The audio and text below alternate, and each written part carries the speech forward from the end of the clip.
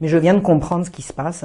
C'est-à-dire que l'école est maintenant le lieu qui est le malheur pour les faibles, pour les bons, pour les gentils, pour les doux, tous les gens qui sont sincèrement bons et gentils sont maintenant en danger à l'école, parce que c'est la racaille qui fait la loi, parce que ce sont les violents qui font la loi, et c'est le triomphe de la barbarie et de la loi du plus fort. Maintenant, l'école accepte ça. Et cette petite Marion a été simplement bonne élève, elle était douce, elle était gentille, elle était jolie, et elle ne voulait pas rentrer dans le rang, et elle a été harcelée à mort, d'une part par des petits salopards, bon ça c'est une chose, mais devant tout un encadrement qui n'a rien fait, qui était alerté et qui n'a absolument rien fait. Je suis en train de comprendre que l'école est devenue le lieu de tous les dangers. Alors, ce que je comprends, moi, de l'évolution de l'école par rapport à celle que j'ai connue, c'est que d'abord, on n'y apprend plus rien. Moi, j'ai eu la meilleure école du monde. J'ai appris tout ce qu'il y avait à savoir. Dès le cours préparatoire, je savais lire, écrire et compter. Et après, ça n'a été que l'amélioration de ce socle de base absolument essentiel que j'avais avant d'entrer au cours élémentaire, et que maintenant, la plupart des jeunes arrivent au bac même sans savoir. Bon, on voit bien que les jeunes ne savent pas écrire, ils arrivent à peine à lire, ils lisent avec difficulté. Il n'y a qu'à regarder la façon dont ils écrivent sur les postes. Je vois bien les courriers que je reçois, les gens n'ont plus d'orthographe. Alors l'orthographe, c'est la structure de la langue, et si on ne connaît pas la structure de la langue, on ne peut pas comprendre le sens des mots. Je veux dire, on est en train d'abattardir la langue et d'abêtir complètement une génération. Et quand je dis une, est-ce que c'est vraiment une? Est-ce que c'est pas plusieurs?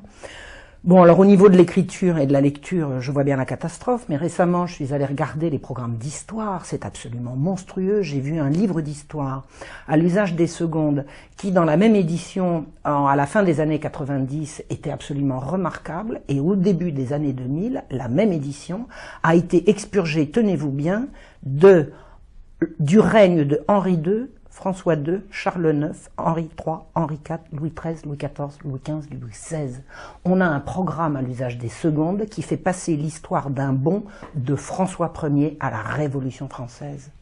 On fait sauter 2 siècles et demi d'histoire, c'est-à-dire que les jeunes vont atteindre la Révolution française en ignorant tout ce qui s'est passé pendant les 250 ans qui ont précédé. Par contre, alors là, on va leur raconter des belles histoires sur les brillantes lumières qui ont précédé la Révolution et grâce auxquelles la Révolution est arrivée.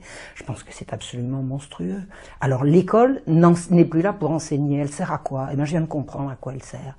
Elle sert à enseigner le sexe et la perversion. J'ai lu, et je suis pas la seule à l'avoir lu, je sais que Farida Belgoul en a parlé, et il faut écouter Farida Belgoul là-dessus, elle a des choses remarquables à dire. Mais je suis moi tombée sur cette lettre. Le ministre Vincent Payan a écrit, et il a écrit ça au mois de janvier dernier, la petite Marion était encore vivante quand il a sorti ça. Il a écrit à tous les recteurs en disant, les rectrices et les recteurs, parce que bien sûr, il faut pas louper une occasion de faire du féminisme complètement crétin. Il a écrit, la lutte contre l'homophobie en milieu scolaire, public comme privé, doit compter au rang de vos priorités. C'est-à-dire que la priorité, c'est plus de transmettre le savoir, c'est de lutter contre l'homophobie que personne jusqu'à présent n'a été fichu de définir. Personne ne sait ce que c'est. On a compris que l'homophobie, c'est ce qui s'oppose au desiderata d'un certain lobby qui prétend représenter les homosexuels comme si c'était possible, mais voilà quelle est la priorité de Monsieur le ministre. Et il dit également, tenez-vous bien, je cite, « Je souhaite ainsi que vous accompagniez et favorisiez les interventions en milieu scolaire des associations qui luttent contre les préjugés homophobes. Je vous invite également à relayer avec la plus grande énergie, au début de l'année, la campagne de communication relative à la ligne Azur. Monsieur le ministre demande aux recteurs et aux rectrices, n'oublions pas les rectrices, de faire en sorte que dans leurs établissements, la ligne Azur soit relayée. Vous savez ce que c'est que la ligne Azur? Ben écoutez, je ne vais pas vous le raconter, je vais les citer. Nous sommes à la fois un service d'écoute et un site internet qui informe et soutiennent toute personne, jeune ou adulte, qui se pose des questions sur son attirance et ou ses pratiques sexuelles avec une personne du même sexe. Ça veut dire que Monsieur le ministre a décrété que la priorité pour la prochaine rentrée, c'est pas d'apprendre à lire, à écrire, à compter et à connaître l'histoire de France. C'est apprendre oh, j'ai failli dire un gros mot. Vous avez compris, les pratiques homosexuelles pour les jeunes de tous âges, dès l'école, en luttant contre les préjugés. C'est-à-dire que si vous n'êtes pas d'accord avec ça, vous faites preuve de préjugés. Moi, quand j'étais en fac, on me disait la même chose. Chaque fois que j'attaquais quelque chose qui ne me plaisait pas, on me disait que c'était un préjugé. Non, c'est pas un préjugé. Je n'ai pas commencé à juger.